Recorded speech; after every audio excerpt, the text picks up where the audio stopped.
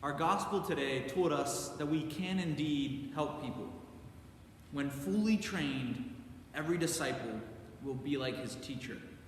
If we undergo training, then we will be like Jesus, who helped those suffering from sin and sickness. The gospel also said, "Remove the wooden beam from your eye first. Then you will see clearly to remove the splinter in your brother's eye." If we remove the beam from our eye, then we will be able to help others. We will be able to remove their splinters. And this is an encouraging message. If we're earnest, if we allow Christ to form us and heal us, then we can form and heal the people around us. How wonderful that we can make a difference in the world. But these last few days, we've also heard so much of Russia's invasion of the Ukraine. And this evil, it shows us how limited our own power is. None of us have the power to stop the Russians. None of us have the ability to restore to life those killed by Russian aggression.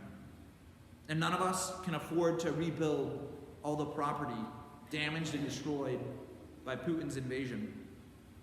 War, death, and destruction are all more powerful than all of us.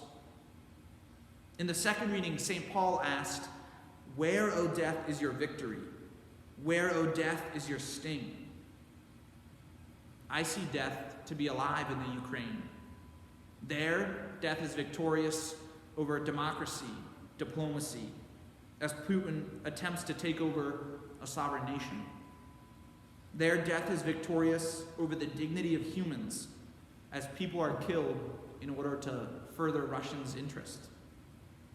We feel death's sting as this occurs not in Africa, not in the Middle East, but in Europe.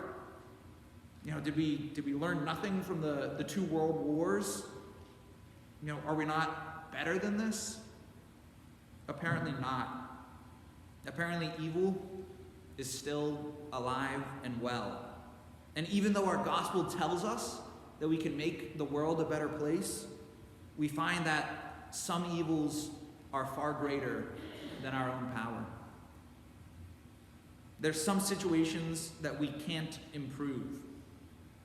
And so, what are we to do when we encounter evil that is stronger than us? Well, I think we can look at the example of Christ. Because Christ could do incredible things. He could heal the sick, he could walk on water, he could convert sinners, he could raise the dead. In so many ways, he defeated evil. But there were some evils that resisted his presence. The Jewish and the Roman authorities, they were so concerned with keeping their own power that they rejected the eternal life that Christ offered. They hardened their hearts and they sought to kill him. And that was evil. And Christ, he didn't reject that evil. He didn't avoid it. He didn't destroy it. He accepted it. He suffered that evil. He mourned that evil in the garden. And he allowed that evil to beat him, to mock him, to nail him to the cross. He cried out in despair on the cross, and he was killed by that evil. And then, having allowed evil to have its way with him, having been saddened to the point of sweating blood, Christ rose from the dead, triumphant over all evil. Brothers and sisters, we are not called to a life that differs from the life of Christ. We are called to suffer evil and mourn evil, just as Christ did. And so the Ukrainians, they suffer in the grip of war. They are not certain that their nation or even their lives will persist into the future. And we cannot deliver them from this evil, but we can be like Christ. We can suffer this evil with them. We can mourn this evil. And, about to enter into Lent, we know how to do this. Skip a meal. Embrace the suffering of hunger as the Ukrainians hunger, and mourn that it is unsafe for them to get food. Turn off the TV.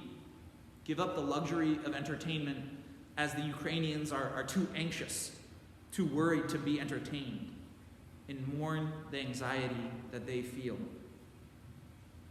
Don't talk for an evening. Embrace the discomfort of silence as the Ukrainians hide quietly. Mourn how they fear to be found by Russian soldiers. Christ suffered evil and he mourned evil. As we grapple with the evil of war in the Ukraine, we are called to be like the Master. We are called to suffer and mourn this evil. We are called to be like Christ.